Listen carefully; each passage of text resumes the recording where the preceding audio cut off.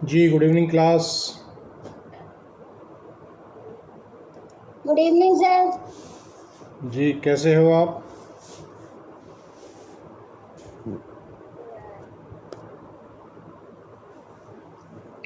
अच्छे हैं सर, आप सुनाओ।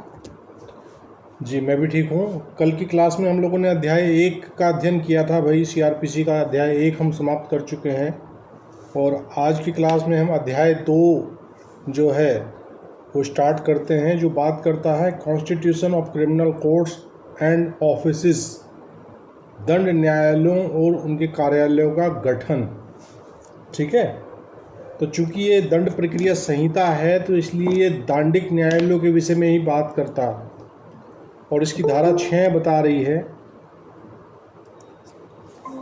इसकी धारा 6 सीआरपीसी की अध्याय 2 हम पढ़ रहे हैं और अध्याय 2 में धारा 6 बात कर रही है classes of criminal courts. Classes of criminal courts ये कह रहा besides the high courts and the courts constitute under any law other than this code there shall be in every state the following classes of criminal courts namely. ये कह रहा है कि उच्च न्यायालयों और इस संहिता से भिन्न किसी विधि के अधीन गठित न्यायालयों के अतिरिक्त प्रत्येक राज्य में निम्नलिखित वर्गों के दंड न्यायालय होंगे। अर्थात कौन कौन से होंगे भाई? सबसे पहले है कोर्ट ऑफ सेशन। जो 6 की धारा 6 की जो पहली लाइन है, उस पहली लाइन ने हमें ये भी बताया है कि जो हाई कोर्ट है हमारा वो भी एक दंड न्यायालय है। ठीक है, चूंकि 6 की सेक्शन 6 की जो पहली लाइन है वो कह रहा है उच्च न्यायालयों और इस संहिता से भिन्न किसी विधि के अधीन गठित न्यायालयों के अतिरिक्त, यानी कि जो दांडिक न्यायालयों का जो सबसे बड़ा न्यायालय है, जो सर्वोच्च न्यायालय है, वो कौन है? वो हमारा हाई कोर्ट है, पहले समझ लीजिए। और हाई कोर्ट के अलावा किसी अन्य विधि के अनुसार भी किसी न्यायालय का गठन किया गया है तो वो भी दांडिक न्यायालय है। इनके अतिरिक्त अब first, second, third, fourth 4 stages बताए हैं। सबसे पहले कह रहा है सेक्शन 6 कोर्ट ऑफ सेशन। तो कोर्ट ऑफ सेशन जो है वो हाई कोर्ट के बाद सेकंड नंबर का दांडिक न्यायालय है। ठीक है, फिर उसके बाद सेकंड नंबर पे लिखा हुआ है judicial magistrate of the first class and in any metropolitan area metropolitan magistrates. ठीक है, सेकंड कह रहा है कि प्रथम वर्ग न्यायिक मजिस्ट्रेट और किसी महानगर क्षेत्र में महानगर मजिस्ट्रेट। और थर्ड कह रहा है judicial magistrates of the second class and fourthly कह रहा है एग्जीक्यूटिव मजिस्ट्रेट। तो ये 4 प्रकार के इसमें धारा 6 में कुल मिला के वैसे 5 प्रकार हो गए। सबसे पहले हाई कोर्ट भी अपने आप में दांडिक न्यायालय है। हाई कोर्ट के बाद फिर सेशन न्यायालय, प्रथम वर्ग न्यायिक मजिस्ट्रेट और द्वितीय वर्ग न्यायिक मजिस्ट्रेट और उसके बाद कार्यपालक मजिस्ट्रेट। ये हायरार्की है दांडिक न्यायालयों की। जब उन्हें समझ आया भाई? Kalpana Chauhan, are you clear? जी सर। तो इनकी हायरार्की ध्यान रखिएगा। सबसे पहले तो आप हाई कोर्ट है सबसे बड़ा दांडिक न्यायालय, उसके बाद सेशन न्यायालय है, फिर प्रथम वर्ग न्यायिक मजिस्ट्रेट है, फिर द्वितीय वर्ग न्यायिक मजिस्ट्रेट है और चौथा है कार्यपालक मजिस्ट्रेट। कार्यपालक मजिस्ट्रेट तो आप सब जानते ही होंगे कौन होता है कार्यपालक मजिस्ट्रेट। फिरोज सर, ये जो डीएम है, एसडीएम है और एडीएम है, इसमें ये सब कार्यपालक मजिस्ट्रेट के अंदर है। बहुत बढ़िया, वेरी गुड। तो धारा 6 क्लियर है भाई?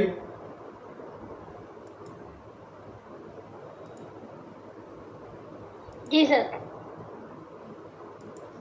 जी,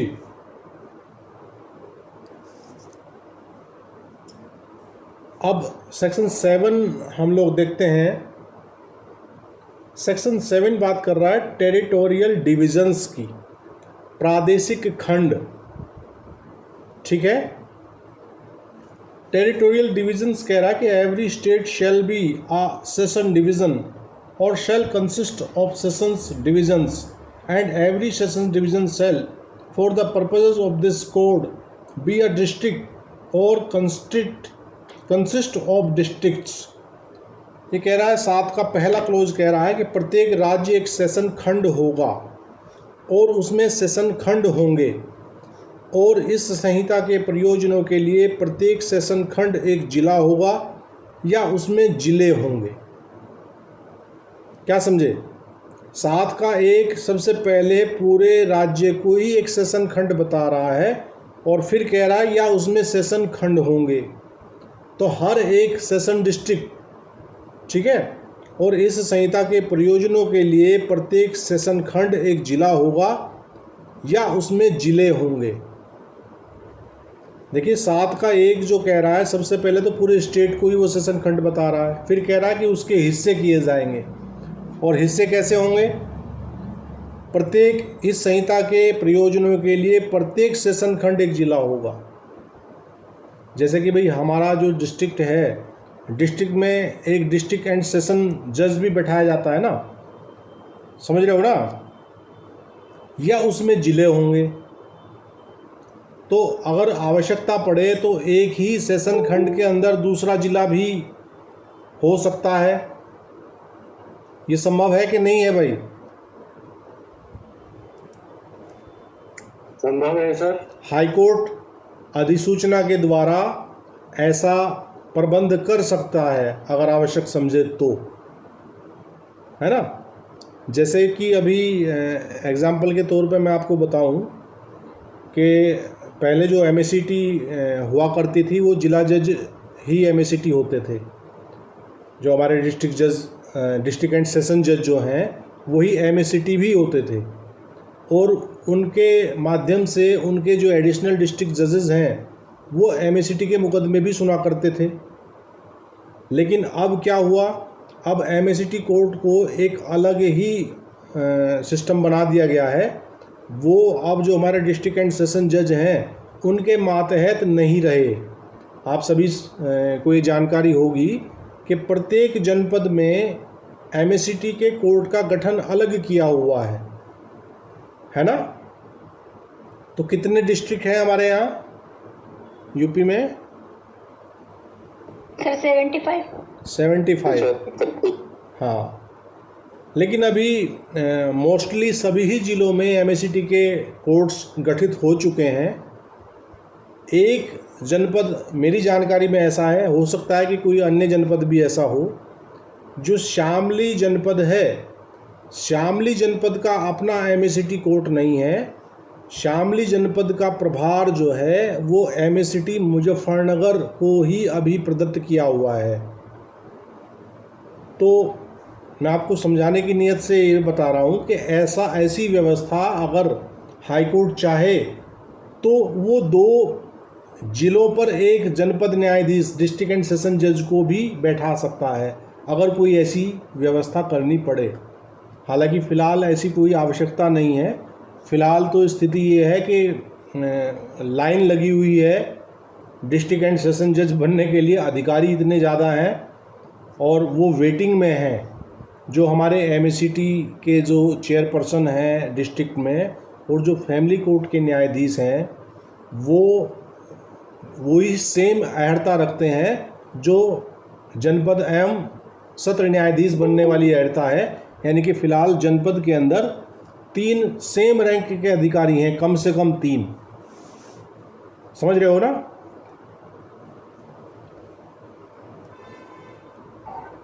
भाई जो ये अधिकारी हैं आपके एमएसीटी चेयरमैन जो हैं वो, और जो हमारे फैमिली कोर्ट के प्रधान न्यायाधीश हैं वो, और जिला एवं सत्र न्यायाधीश हैं वो तीनों सेम रैंक के अधिकारी हैं। बस उनको प्रभार अलग अलग दिया हुआ है उनके, मतलब कि हालांकि जो बेस्ट पोस्ट मानी जाती है वो आज भी जिला एवं सत्र न्यायाधीश जो है वो बेस्ट है, लेकिन वो आप ये समझिए कि उनकी अहर्ता सेम है। वो उसी सेम रैंक के अधिकारी हैं, डिस्ट्रिक्ट जज लेवल के अधिकारी हैं सर। सीबीआई कोर्ट हो सर, जो सीबीआई कोर्ट है वो भी क्या इसी कैटेगरी में आएंगी? नहीं, सीबीआई कोर्ट में तो एडीजेस का तबादला हो जाता है। हो सकता है कि वहाँ भी कोई ऐसा अधिकारी बैठता हो जो डिस्ट्रिक्ट जज लेवल का हो, लेकिन जहाँ तक मैं समझता हूँ कि सीबीआई कोर्ट गाजियाबाद में है हमारे यहाँ, है ना, तो वहाँ इसी वजह से तो पूछ रहे हैं कि हमारे यहाँ की भी जो सीबीआई कोर्ट है वो गाजियाबाद में ही है। हाँ, वो एक्चुअली पहले हमारी कई सारी कोर्ट गाजियाबाद ही थी। हाँ, ऐसी व्यवस्था जो है, जब कोई नए जनपद बनते हैं तो वैसे तो सीबीआई कोर्ट तो हमारे इस एरिया में शायद गाजियाबाद ही है। अगर हमारे यहाँ सहारनपुर का भी कोई सीबीआई मामला आएगा तो वो गाजियाबाद को ही डील करना पड़ेगा। ये क्षेत्रीय अदालत है जहाँ तक मैं समझता हूँ उसे, ठीक है ना, क्योंकि ये हर जनपद में नहीं है सीबीआई आई थिंक सर 18 जिलों की है ये, आई थिंक। हाँ, ये पूरा इधर पश्चिम का जो है, ये जो हमारा पश्चिम का जोन है, ये पश्चिम को डील करेगी पूरे, ठीक है। परंतु प्रत्येक महानगर क्षेत्र उक्त परियोजनाओं के लिए एक पृथक सेशन खंड और जिला होगा, लेकिन प्रत्येक कोई मेट्रोपॉलिटन एरिया है तो वो डिफरेंट एक सेशन खंड होगा। उसके साथ ऐसा नहीं किया जाएगा कि एक ज़िले पे 2 बैठा दिया जाए, मतलब 2 जिलों पे 1 बैठा दिया जाए, कहने का मतलब ये समझिए आप। तो 7(1) समझ आ गया भाई, 7 का क्लॉज 1।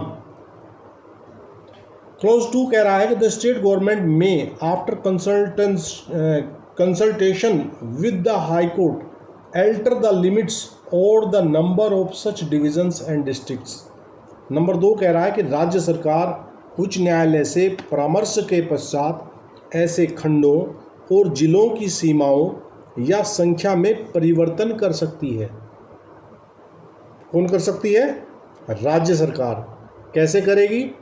विद द कंसल्टेशन, यानी कि वो परामर्श करेगी किससे? संबंधित उच्च न्यायालय से। और उच्च न्यायालय से परामर्श करने का क्या मतलब है कि वहाँ के जो मुख्य न्यायाधीश हैं, चीफ जस्टिस, उनसे वो कंसल्टेशन की जाएगी और उनके परामर्श के उपरांत जो है वो ऐसी संख्याओं का, ऐसे खंडों और जिलों की सीमाओं या संख्या में परिवर्तन कर सकते हैं। या तो कोई बाउंड्री कम ज़्यादा करनी हो या संख्या चेंज करनी हो। अब जैसे संख्या बढ़ाई गई है ना, सेशन खंड बढ़ाए गए, तो सेशन खंड बढ़ाने के लिए राज्य सरकार को किससे कंसल्टेशन किया होगा? Chief justice of high court से। क्लियर है भाई? और द थर्ड वन ये कह रहा था state government may after consultation with the high court divide any district into subdivisions and may alter the limits or the number of such subdivisions। और राज्य सरकार उच्च न्यायालय से परामर्श के पश्चात किसी जिले को उपखंडों में विभाजित कर सकती है और ऐसे उपखंडों की सीमाओं या संख्या में परिवर्तन कर सकती है। क्या समझे भाई? राज्य सरकार किसी जिले को उपखंडों में भी क्या कर सकती है? विभाजित कर सकती है। किस नज़रिए से? जुडिशियल नज़रिए से। भाई वैसे तो उपखंड जो है वो राज्य सरकार की अपनी मर्जी है। भाई हमारे हर प्रत्येक डिस्ट्रिक्ट में होते हैं सब डिवीज़न। सब डिवीज़न तो आप जानते ही होंगे शोभित जी। जी sir. What do you mean by sub division? Sub division means sir एक डिस्ट्रिक्ट में बहुत सारे बना दिए जाते हैं कई बार, मतलब मोर देन 2 तो होंगे ही होंगे। एक्चुअली प्रशासन जिले इतने बड़े हाँ। जैसे हमारा गौतम बुद्ध नगर डिस्ट्रिक्ट है सर। हाँ। तो इसमें एक उपखंड हमारा दादरी बना दिया, एक हमारा जेवल बना दिया, एक अलग से, मतलब इस तरह के काफी जोन उसमें बनाए जाते हैं। फिर जैसे हमारा ये महानगर आ गया मेट्रोपॉलिटन, उसकी तरफ हालांकि भी डिक्लेयर तो नहीं है, बट नोएडा उसको मेट्रोपॉलिटन उसकी तरफ ही जा रहे हैं, कल वो से भी बना देंगे। तो अभी नोएडा का इसका उपखंड एक अलग है। जी जी जी जी जी बिल्कुल बिल्कुल। तो वो जो सब डिवीज़न है, वो सब डिवीज़न राज्य सरकार जो है उच्च न्यायालय की परामर्श के पश्चात बनाएंगे, लेकिन राज्य सरकार जो है उच्च न्यायालय से परामर्श तब करेगी जब वो जुडिशियल मैटर में उपखंड बनाए जा रहे हों। अगर केवल प्रशासनिक स्तर से उपखंड बनाए जा रहे हों तो वहाँ हाई कोर्ट का कोई रोल नहीं है। अब जैसे हमारा सहारनपुर डिस्ट्रिक्ट को आप समझने के लिए आप उदाहरण स्वरूप लीजिए, तो जैसे हमारे यहाँ देवबंद है, देवबंद में एक सेशन जज बैठे हुए हैं, एडिशनल सेशन जज बैठे हुए हैं। तो वहाँ के जो मामले हैं, देवबंद क्षेत्र के जो मामले हैं, मोस्टली जो है वो वहाँ पे ही ट्रांसफ़र कर दिए जाते हैं, वो सुनवाई करते हैं उनकी। बहुत से ज़िलों में जो बड़े जनपद हैं वहाँ एक तो मुख्यालय पे न्यायालय है ही है, उसके अलावा जो है कुछ ऐसे उसके बड़े कस्बे भी हैं जहाँ पे भी न्यायालय की व्यवस्था की हुई है। वहाँ जुडिशल मजिस्ट्रेट भी बैठाए जाते हैं, वहाँ आवश्यकता पड़ने पर एडिशनल सेशन जज भी बैठाए जाते हैं। आपके यहाँ भी होंगे जनपद में आउटलाइन कोर्ट्स बनाई जाती हैं सर। हाँ हाँ, हमारे यहाँ लाइन कोर्ट है सर जेवर में। जेवर में एक जुडिशियल मजिस्ट्रेट बैठता है। हाँ जेएम, बिल्कुल जेएम बैठा हुआ है, बिल्कुल। तो ये प्रादेशिक खंड इसी नज़रिए से समझाया जा रहा है। और द फोर्थ वन कह रहा है कि the session divisions, districts and sub divisions existing in a state at the commencement of this code shall be deemed to have been formed under this section. और ये कह रहा है कि किसी राज्य में इस संहिता के प्रारंभ के समय विद्यमान सेशन खंड, जिले और उपखंड इस धारा के अधीन बनाए गए समझे जाएंगे। तो जब ये एक्ट इन्फोर्स हुआ तो उस वक्त जो व्यवस्था थी वो ऐसा माना जाएगा कि वो इसी धारा के अधीन बनाए गए हैं, क्योंकि इस एक्ट का कैसा प्रभाव है, भूतलक्षी प्रभाव है। ठीक है ना, ये हम समझते आ रहे हैं, रोज़ मैं बता रहा हूँ आपको कि जो प्रक्रिया विधि है सामान्यतः उनका भूतलक्षी प्रभाव होता है। वो पिछले मामलों पर भी क्या करता है, अपना प्रभाव छोड़ता है। तो यहाँ जो 7 का 4 है वो इस एक्ट के भूतलक्षी प्रभाव को ही बता रहा है। क्यों प्रवेश भाटी जी, सर क्लियर है ना? क्लियर है। चलिए, बहुत अच्छी बात है। सेक्शन नंबर 8 कहता है मेट्रोपॉलिटन एरियाज। अब मेट्रोपॉलिटन एरियाज क्या है? ये कह रहा द स्टेट गवर्नमेंट में by notification declare that as from such date as may be specified in the notification, any area in the state comprising a city or town whose population exceeds 1 million shall be a metropolitan area for the purposes of this code। 1 million कितने होते हैं जयबुनिशा जी? 1 million कितने होते हैं? जी, बहुत बढ़िया। तो जो 8 का पहला है वो कह रहा है कि राज्य सरकार अधिसूचना द्वारा घोषित कर सकती है कि उस तारीख से जो अधिसूचना में निर्दिष्ट की जाए, राज्य का कोई क्षेत्र जिसमें ऐसा नगर या नगरी समाविष्ट है जिसकी जनसंख्या 10 लाख से अधिक है, इस संहिता के प्रयोजनों के लिए महानगर क्षेत्र होगा। ठीक है, तो क्या कहा इन्होंने यहाँ कि वो कोई सिटी भी हो सकता है और वो कोई टाउन भी हो सकता है। तो टाउन होने की तो संभावना बहुत कम है कि भाई 10 लाख की जनसंख्या वाला एरिया टाउन में ही रह जाए। ऐसी संभावनाएं तो आज के टाइम में नील ही है।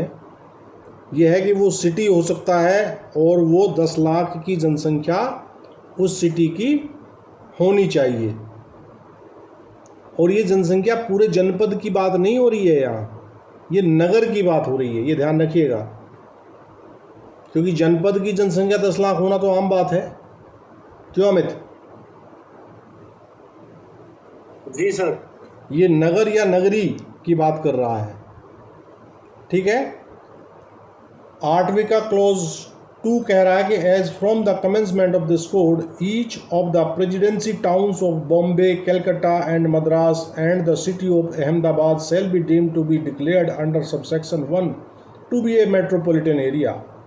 और ये कह रहा कि इस संहिता के प्रारंभ से मुंबई, कलकत्ता और मद्रास प्रेसिडेंसी नगरों में से प्रत्येक और अहमदाबाद नगर उपधारा 1 के अधीन महानगर क्षेत्र घोषित किए गए समझे जाएंगे। क्योंकि इनकी जनसंख्या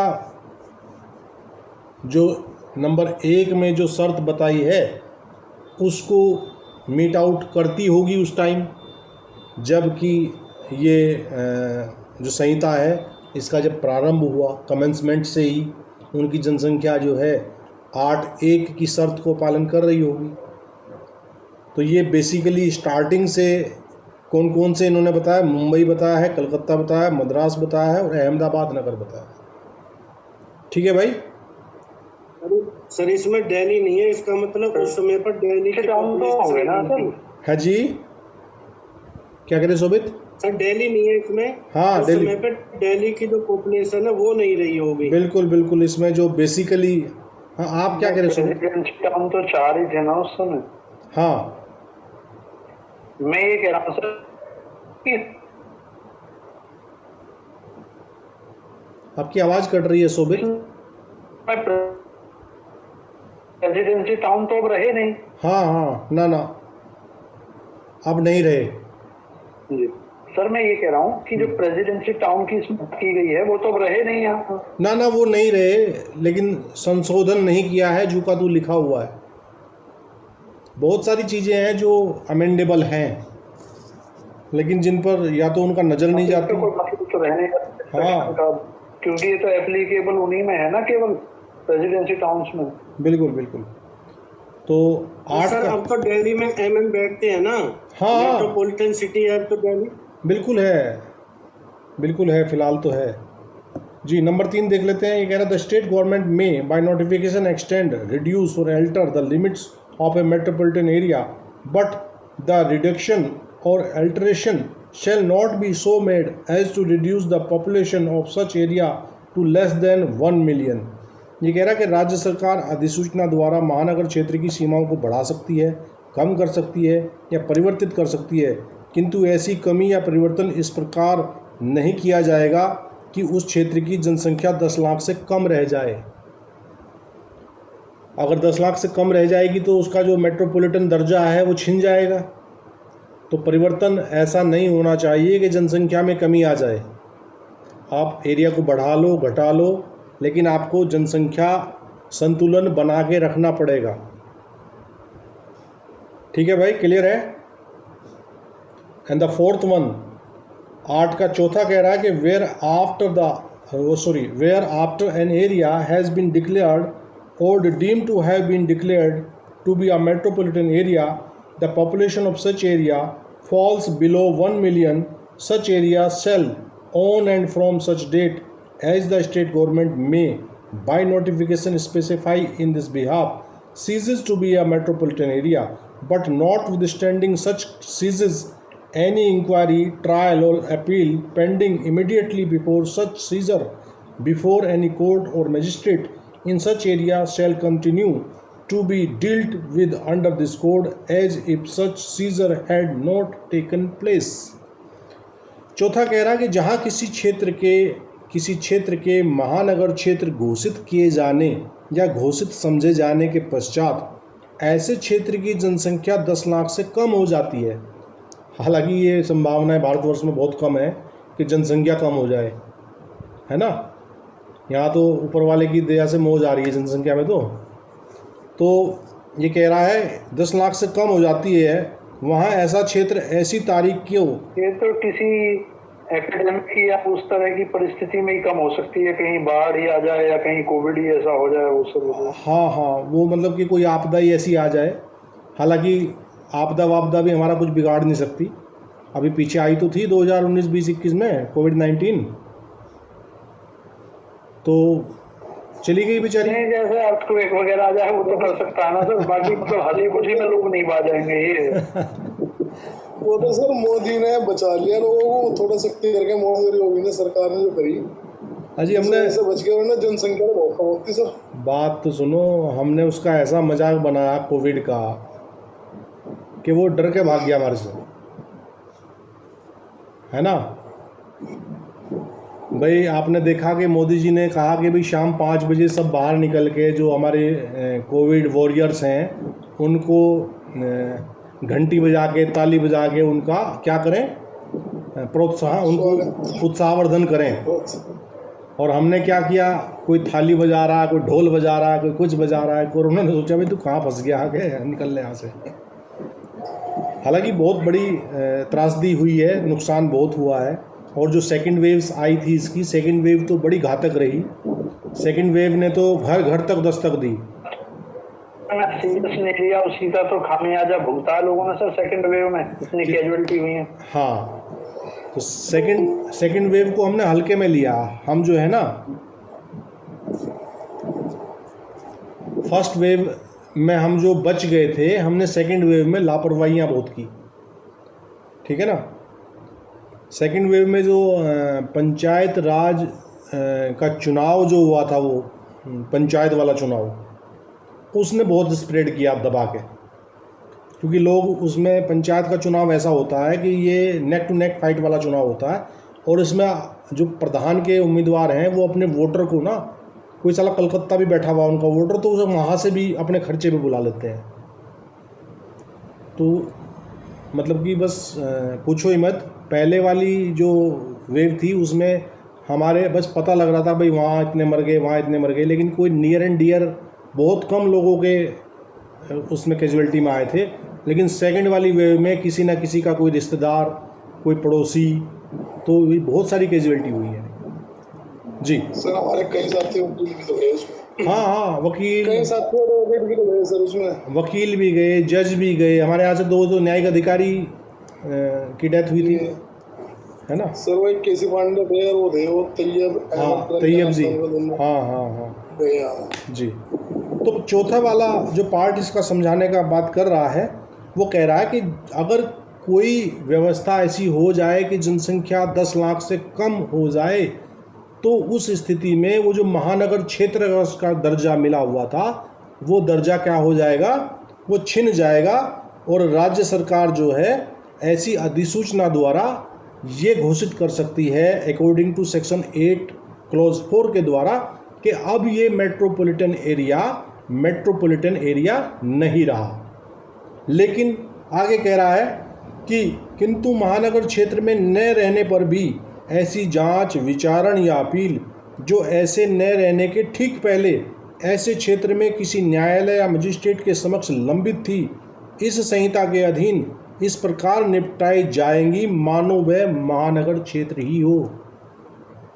तो मतलब कि सब्सिक्वेंट जो मैटर आएंगे वो तो महानगर क्षेत्र के अनुसार नहीं चलेगा, मेट्रोपॉलिटन मजिस्ट्रेट नहीं बैठेगा उनके लिए। तो फिर क्या हो जाएगी व्यवस्था, वही CGM, JM वो वाली स्थिति।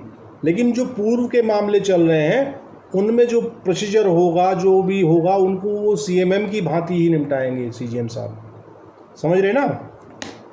वैसे तो ये महानगर क्षेत्र में जो CMM बैठा है और जो हमारे यहाँ CGM बैठा है, वो दोनों एक ही तो बात है, लेकिन बस पद नाम का अंतर है। तो वो कह रहा है कि सीजर के बाद कुछ भी आप पद नाम रखिए, लेकिन सीजर से पहले के जो मसले हैं, जांच है, विचारण है, अपील है, वो सारे ऐसे ही बढ़ते जाएंगे मानो के कोई कमी उनके संदर्भ में ना आई हो। एंड द फिफ्थ वन, पांचवा कह रहा है, where the state government reduces or alters under sub section 3 the limits of any metropolitan area, such reduction and or alteration shall not affect any inquiry, trial or appeal pending immediately before such reduction or alteration before any court or magistrate, and every such inquiry, trial or appeal shall continue to be dealt with under this code as if such reduction or alteration had not taken place। तो बिल्कुल वही बात जो 4 में हम पढ़ के आए हैं। 4 में तो ये रीज़न था कि किसी वजह से जनसंख्या कम हो गई, और 5 में रीज़न ये है कि स्टेट गवर्नमेंट ने जो है वो लिमिट उसकी रिड्यूस कर दी, है ना, एरिया घटा दिया, कुछ कर दिया, उसकी वजह से जनसंख्या 10 लाख से कम आ गई। तो जो सेम बात 4 में हम पढ़ के आए हैं, वो भी 5 में भी वही बात कही जा रही है कि जो पूर्व के मामले हैं उन मामलों पर कोई असर नहीं पड़ेगा। 5 कह रहा है कि जहां राज्य सरकार उपधारा 3 के अधीन किसी महानगर क्षेत्र की सीमाओं को कम करती है या परिवर्तित करती है, वहाँ ऐसी जांच, विचारण या अपील पर जो ऐसे कम करने या परिवर्तन करने के ठीक पहले किसी न्यायालय या मजिस्ट्रेट के समक्ष लंबित थी, ऐसे कम करने या परिवर्तन का कोई प्रभाव नहीं होगा और ऐसी प्रत्येक जांच, विचारण या अपील इस संहिता के अधीन उसी प्रकार निपटाई जाएंगी मानो ऐसी कमी या परिवर्तन ना हुआ हो। क्लियर है कल्पना?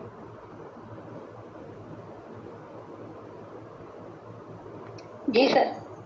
बहुत अच्छे। और इसका एक्सप्लेनेशन भी है, वो कह रहा है कि in this section the expression population, जी somebody कुछ कह रहे हो भाई जी। In this section the expression population means the population as ascertained at the last preceding census of which the relevant figures have been published। और इसके बारे में ये कहा गया, स्पष्टीकरण कह रहा है कि इस धारा में जनसंख्या पद से नवीनतम पूर्ववर्ती जनगणना में यथा अभिनिश्चित वह जनसंख्या अभिप्रेत है जिसके सुसंगत आंकड़े प्रकाशित हो चुके हों। जितेंद्र जी आप अपना माइक ऑफ कीजिए।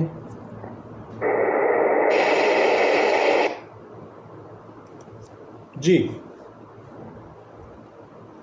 तो हमारे यहाँ लास्ट सेंसस कब हुआ था सरजीत शर्मा जी?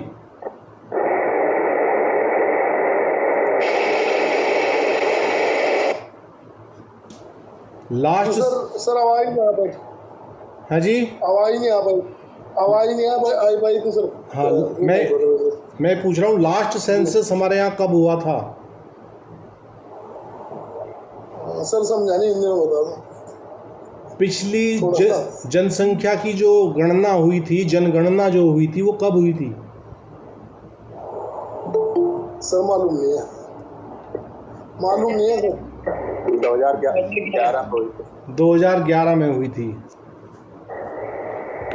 2011 के बाद 2021 में होनी थी, लेकिन वो जितेंद्र जी अपना माइक ऑफ कीजिए भैया। आपका माइक ऑन है। मैं बार बार ऑफ कर रहा हूँ, आप बार बार खोल रहे हैं और वेरी डिस्टर्बिंग है क्लास के लिए, तो प्लीज़ अपना माइक ऑफ रखिए जी। Good evening sir. हाँ गुड इवनिंग सदत।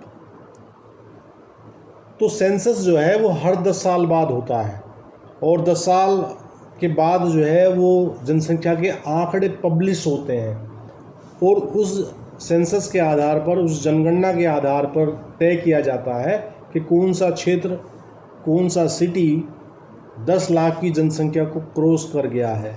तो इसका स्पष्टीकरण यही बता रहा है कि इस धारा में जनसंख्या पद में नवीनतम पूर्ववर्ती जनगणना में यथा अभिनिश्चित वह जनसंख्या अभिप्रेत है जिसके सुसंगत आंकड़े प्रकाशित हो चुके हैं।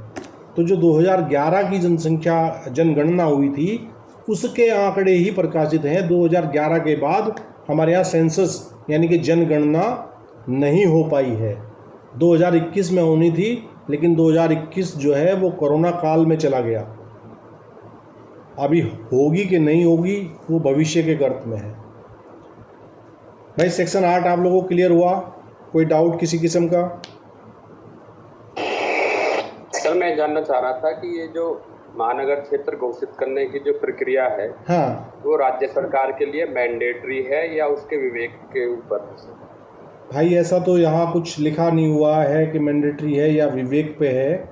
बाकी देखते हैं कि राज्य सरकार जो घोषित करेगी, यहाँ लिखा हुआ द स्टेट गवर्नमेंट में, तो मे का मतलब समझ लीजिए आप, तो that is a discretionary power. ये तो कार्डिनल प्रिंसिपल है ना सर, जो चीज़ मैंडेटरी नहीं है वो डिस्क्रिशन पे ही है। हाँ, अगर यहाँ शेल वर्ड आया होता तो फिर तो उनके लिए मैंडेटरी हो जाता, क्योंकि बहुत सारे सिटीज़ हैं जो 10 लाख की सीमा पार कर चुके हैं, लेकिन वो महानगर क्षेत्र घोषित नहीं किए गए हैं अभी तक।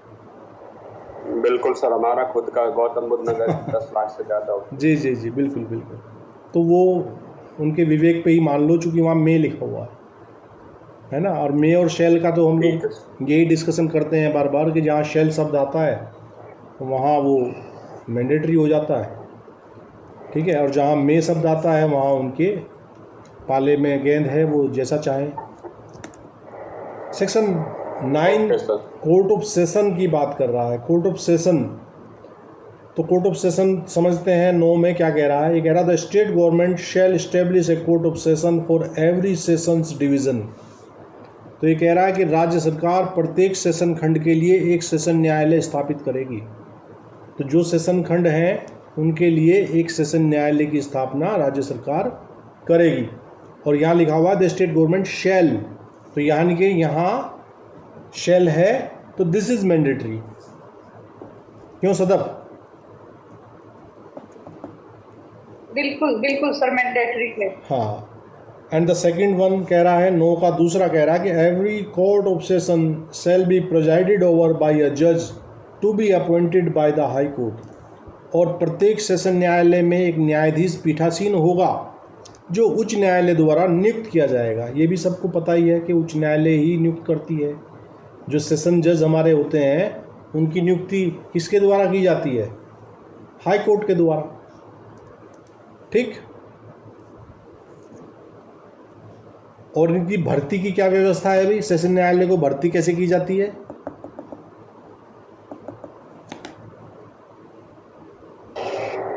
इसका आर्टिकल 233 में है सर, एचजीएस की भर्ती। हाँ, ये सवाल पूछा गया है, कई बार पूछा गया है, और उसमें वो ऑप्शन देता है घुमा फिरा के।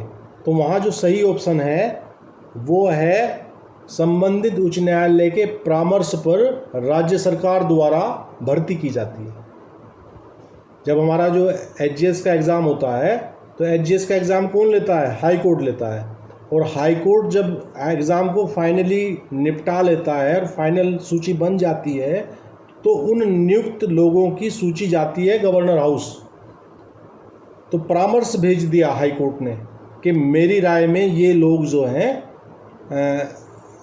इस पद पर स्थापित किए जाने योग्य हैं। फिर वहाँ से फाइनल अप्रूवल जो है वो गवर्नर साहब की होकर आती है।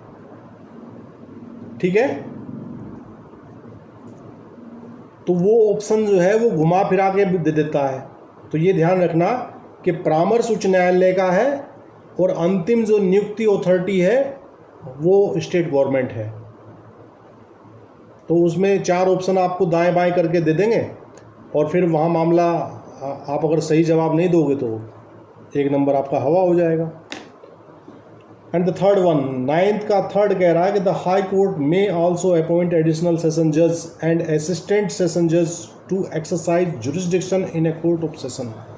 और तीसरा कह रहा है कि उच्च न्यायालय अपर सेशन न्यायाधीशों और सहायक सेशन न्यायाधीशों को भी सेशन न्यायालय में अधिकारिता का प्रयोग करने के लिए नियुक्त कर सकता है।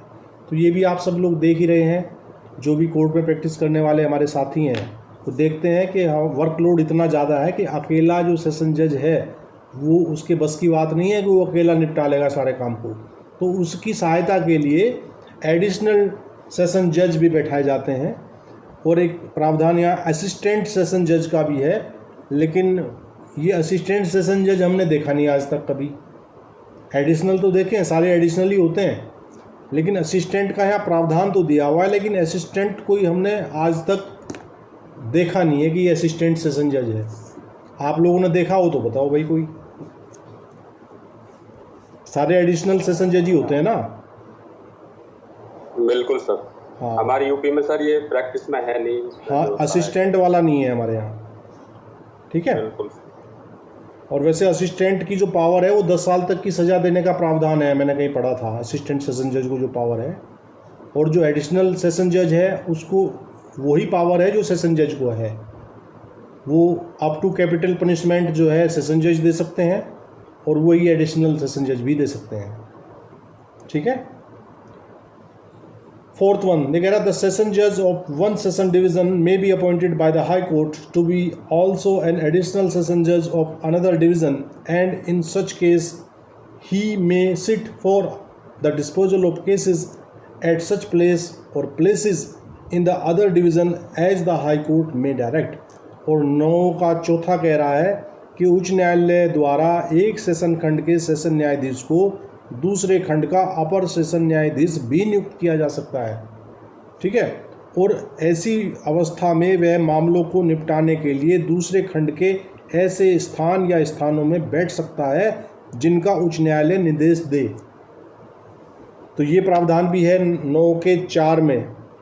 ये कह रहा कि एक खंड में जो सेशन जज हो तो हो सकता है कि दूसरे खंड में अगर उसका तबादला किया जाए तो वहाँ उसको एडिशनल सेशन जज के तौर पर बैठना पड़े।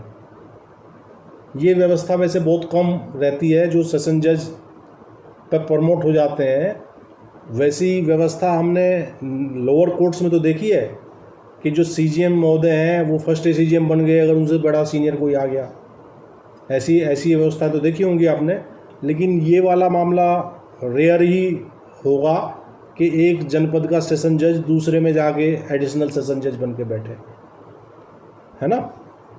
लेकिन प्रावधान है, ऐसा हो सकता है, it might be, no doubt.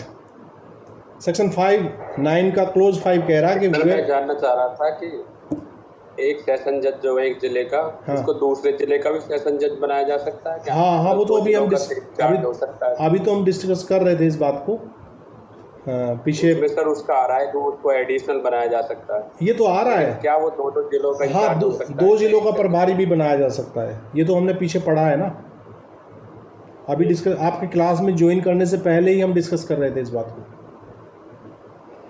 ठीक है ना। एक तो आप सब लोग ना समय से क्लास ज्वाइन किया करें भाई। जब आपको पता है कि 8 बजे का क्लास टाइम है तो प्रयास कीजिए कि मैं 10 मिनट पहले 5 मिनट पहले तो कम से कम लिंक आ जाता है ना। कल कुछ टेक्निकल फॉल्ट था जो 8 बजे के बाद लिंक आया, नहीं तो रिकॉर्ड है कि क्लास का लिंक जो है 7:55 तक हर हाल में आ जाता है। और शुरुआती तौर पे क्लास में कौन कौन हाजिर था? जयबुनिशा थी और कौन थी? कल्पना थी। तो थोड़ा सा आप लोग प्रयास कीजिए समय से पहुंचने का। आपको जाना कहीं है नहीं, अब केवल आपको सिस्टम पे तो आना है जी। चलिए 5वां क्या कह रहा है ये देख लेते हैं। ये कह रहा है where the office of the session clause में। हाँ शोभित क्या कह रहे? 4th क्लॉज में थोड़ा सा कंफ्यूजन है सर, मुझे क्या क्लियर कर देंगे? हाँ बिल्कुल बिल्कुल, बताओ क्या है।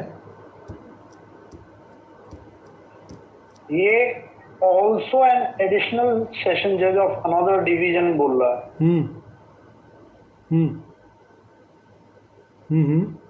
मतलब जॉइंट बोल रहा है ना, 2 डिवीजन। ये कह रहा है उच्च न्यायालय द्वारा एक सेशन खंड के न्यायाधीश को दूसरे खंड का अपर सेशन न्यायाधीश भी नियुक्त किया जा सकता है। ठीक है,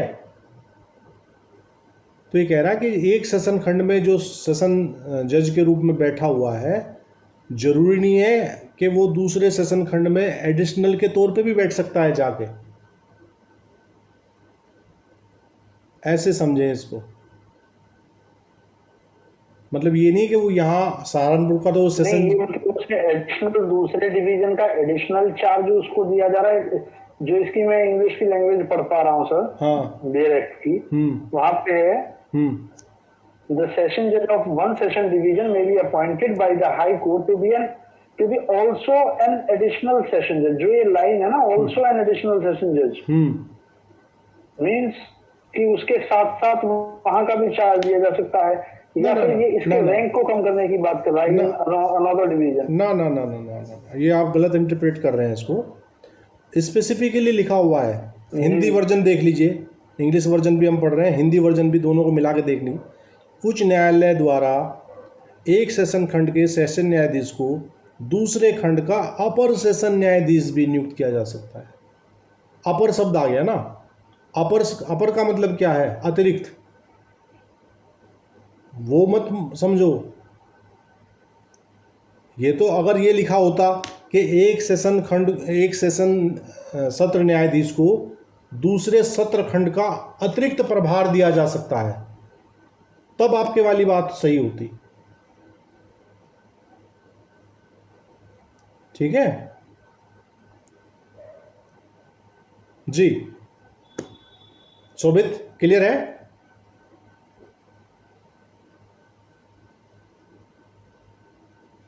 सर फिर मतलब इस एडिशनल सेशन जज को एडीजे भी, हेलो, हाँ जी सुन रहा हूँ, बोलिए। सर ये एडिशनल सेशन जज जो है इनको एडीजे भी बोल सकते हैं क्या हम लोग? या फिर ये अलग से ही इनका प्रोविजन दिया हुआ है एडिशनल जज का? देखिए वो डीजे और एसजे आप ऐसे समझिए, जी है ना, जब वो फौजदारी मामलों को सुनते हैं तो वो एएसजे होते हैं या एसजे होते हैं, और जब वही दीवानी मामलों को सुनते हैं तो फिर वो एडीजे हो जाते हैं। और सामान्य तौर पे हम एडीजे बोलते रहते हैं। आप देखते होंगे चैम्बर पे कि जो फौजदारी की प्रार्थना पत्र है, मान लीजिए किसी हाजिरी माफ़ी लिखी जा रही है तो वहाँ क्या लिखते हैं, न्यायालय श्रीमान एडीजे। जबकि अगर आप फौजदारी की हाजिरी माफ़ी दी जा रही है, आपकी फौजदारी में प्रार्थना पत्र जा रहा है, तो सही टेक्निकल शब्द है एएसजे। आपको वहाँ संबोधन करना चाहिए न्यायालय श्रीमान अतिरिक्त सत्र न्यायाधीश या सत्र न्यायाधीश। समझ रहे हो ना? Okay sir. चूंकि ये दांडिक विधि हम पढ़ रहे हैं, तो दांडिक विधि में जो न्यायाधीश सुनवाई करेगा वो सेशन जज के हैसियत से करेगा, और उसी सेशन जज को हम एडीजे एडिशनल डिस्ट्रिक्ट जज भी पुकारते हैं। समझ गए? ओके जी सर, बिल्कुल। फोर्थ क्लियर है? हाँ जी, सत्र न्यायाधीश कह देते हैं सीधा ही। क्या कह रहे हो? यानी सर ये न्यायाधीश कह देते हैं सर सीधा ही। हाँ, जिला एवं सत्र न्यायाधीश लिखा ही जाता है, जिला एवं सत्र न्यायाधीश जनपद फला फला। ओके सर, है ना? अच्छा, ये एसजीओस के लिए इस्तेमाल हो रहा है सत्र? हाँ, सत्र न्यायाधीश, सत्र न्यायाधीश। ठीक है सर। शोभित, फोर्थ में जो कंफ्यूजन था वो क्लियर हुआ?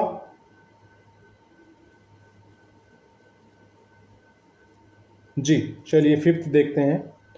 फिफ्थ पढ़ लिया था या रह गया था भाई? पढ़ लेते हैं दोबारा। नहीं सर, फिफ्थ रहता है। हाँ, where the office of the session, where the office of the session judge is vacant, the High Court may take arrangements for the disposal of any urgent application which is or may be made or pending before such court of session by an additional or assistant session judge, or if there be no additional or assistant session judge, by a chief judicial magistrate in the sessions division, and every such judge or magistrate shall have jurisdiction to deal with any such application। तो जो 9 का 5 कह रहा है वो ये कह रहा है कि जहाँ किसी सेशन न्यायाधीश का पद रिक्त होता है वहाँ उच्च न्यायालय किसी ऐसे अर्जेंट आवेदन के जो उस सेशन न्यायालय के समक्ष किया जाता है या लंबित है अपर या सहायक सेशन न्यायाधीश द्वारा, अथवा यदि अपर या सहायक सेशन न्यायाधीश नहीं है तो सेशन खंड के मुख्य न्यायिक मजिस्ट्रेट द्वारा निपटाए जाने के लिए व्यवस्था कर सकता है, और ऐसे प्रत्येक न्यायाधीश या मजिस्ट्रेट को ऐसे आवेदन पर कार्यवाही करने की अधिकारिता होगी। तो जो 9 का 5 है वो क्या बता रहा है कि यदि सेशन न्यायाधीश का पद रिक्त है, किसी वजह से वह अवकाश पे है, बीमार है ना, या ट्रांसफ़र हो गया, पद वैकेंट है ट्रांसफ़र की वजह से, तो वो क्या कह रहा है कि जो उसके अर्जेंट आवेदन है कौन सुनेगा? जो प्रभारी एडीजे एएसजे होगा वो सुनेगा। वो कह रहा है एएसजे भी नहीं है तो असिस्टेंट सुनेगा। वो कह रहा है कि वर्स्ट पोजीशन है कि असिस्टेंट भी नहीं है तो फिर सीजीएम सुनेगा। समझ रहे हो ना? तो ऐसी व्यवस्था 9(5) में बताई गई है, और ऐसे प्रत्येक न्यायाधीश या मजिस्ट्रेट को ऐसे आवेदन पर कार्यवाही करने की अधिकारिता होगी। तो ये भी संभावना है 9(5) के अनुसार। हालांकि ये फिलहाल आज की अवस्था में ऐसी संभावना बहुत कम है। ये तब की बात है जब ज़िलों में एक सत्र न्यायाधीश होते थे, है ना, वर्कलोड इतना ज़्यादा नहीं था, साथ में ज़्यादा से ज़्यादा क्या था, एक एएसजे बैठा दिया साथ में, है ना। तो वो वैसी व्यवस्था के लिए प्रावधान किया हुआ है कि हाईकोर्ट ऐसी अवस्था में क्या कर सकता है, हाईकोर्ट वैसी अवस्था में सीजीएम तक को भी जो है वो सत्र न्यायाधीश की क्षमताएं प्रदान कर सकता है। तो ये भी संभव है कि सीजीएम साहब जो है सत्र न्यायाधीश की हैसियत से भी मामलों को सुने। कोई अर्जेंट आवेदन की बात कर रहा है ये उसके रेगुलर जो मामले उसके यहाँ पेंडिंग है, ट्रायल जो पेंडिंग है, उनकी बात नहीं है, बेल इत्यादि है कोई, अर्जेंट आवेदन तो वही आते हैं ना। अर्जेंट हमारे यहाँ क्या आता है, जब अर्जेंट वर्क खुला होता है कोर्ट में तो कौन से वर्क चलते हैं आप लोग बताइए? बेल चलेगा, इंजंक्शन चलेगा। तो सर 9 हैं? सेक्शन 9(5) में, हाँ हेलो, हाँ जी सुन रहा हूँ। सेक्शन 9(5) में अर्जेंसी में जो सीजेएम है वो सेशन की बेल वगैरह भी, अर्जेंसी एप्लीकेशन भी सुन सकता है। हाँ बस तो बस अगर क्वेश्चन आता है हाँ कि अगर सीजेएम क्या सेशन की बेल भी किसी प्रोविजन में सुन सकता है, हाँ तो 9(5) में। हाँ, और वो अवस्था क्या है कि जब ऊपर के सारे अधिकारी, उससे बड़ा कोई अधिकारी मौजूद ना हो। इन एब्सेंस, हाँ, ना सेशन जज मौजूद है, ना एडिशनल सेशन जज मौजूद है, ना एएसजे मौजूद है, सब एब्सेंट हैं।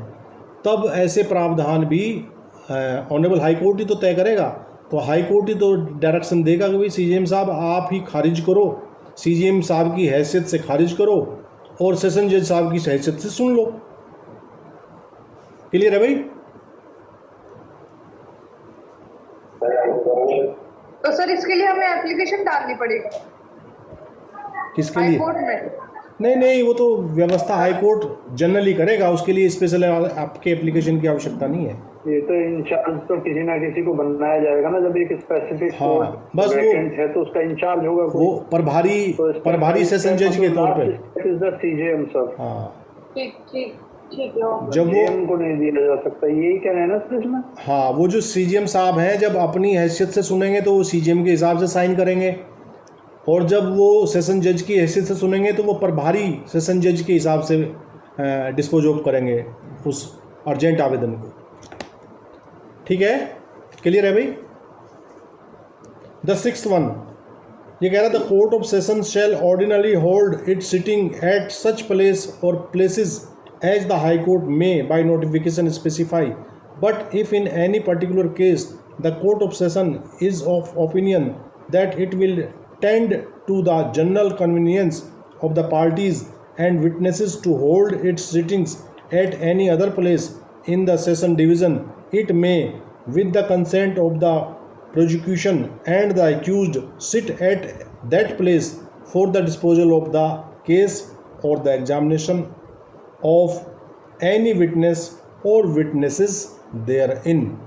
ये कह रहा कि सेशन न्यायालय सामान्यतः अपनी बैठक ऐसे स्थान या स्थानों पर करेगा जो उच्च न्यायालय अधिसूचना द्वारा निर्दिष्ट करे, किंतु यदि किसी विशेष मामले में सेशन न्यायालय की यह राय है कि सेशन खंड में किसी अन्य स्थान में बैठक करने से पक्षकारों और साक्षियों को सुविधा होगी, तो वह अभियोजन और अभियुक्त की सहमति से उस मामले को निपटाने के लिए या उसमें साक्षी या साक्ष्यों की परीक्षा करने के लिए उस पर बैठक कर सकता है।